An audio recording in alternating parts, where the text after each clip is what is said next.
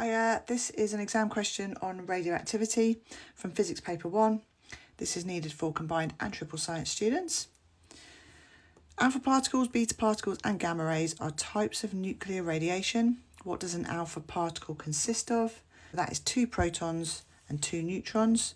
So it's quite a big particle, an alpha particle. 2 protons, 2 neutrons. A krypton nucleus decays into a rubidium nucleus by emitting a beta particle. Complete the nuclear equation for this decay by writing the missing number in each box. Let's just recap a few things. First of all, a beta particle is an electron. And the way that that electron has been generated is in the nucleus of this krypton.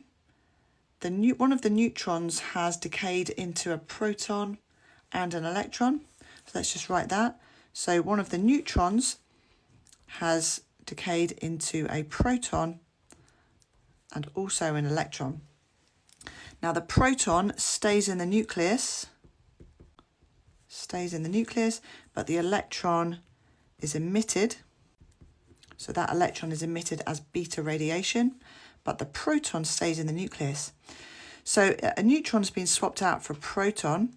So the mass number of krypton stays the same because you've lost a neutron, but you've gained a proton. So that has no effect on the mass number.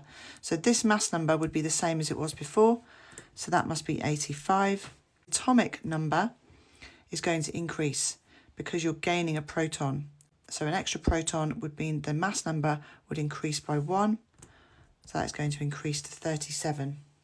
Internal contamination of the human body means radioactive material is inside the body. Contamination, radioactive material is inside. Explain how the risk from internal contamination is different to the risk from external irradiation by a source of alpha radiation. So there's quite a lot of key knowledge you need to know for this. First of all, we need to know that alpha radiation, although it's very ionizing, it has a very low penetrating ability. In other words, it can be stopped quite easily. It can be stopped by skin. So if the source of alpha radiation is outside of the body, then it won't be able to enter the body because it can actually be stopped by skin. However, if that source of alpha radiation is coming from inside the body, if it's contaminated, then it won't be able to be stopped by skin. So it can be absorbed by all the living tissue and organs inside the body. That's a problem because, like I said, alpha radiation is very ionizing and will cause a lot of damage to cells, tissues, organs, DNA, etc. Okay, so first point to make is that alpha radiation has a low penetrating ability, so it can be stopped by skin. Therefore, alpha radiation coming from outside the body is a low risk because it can't enter the body. Can be stopped by the skin, so is therefore a low risk. But we have to explain how that is different to the internal contamination. So internally, alpha radiation can be absorbed by living tissue because there isn't skin there to block it.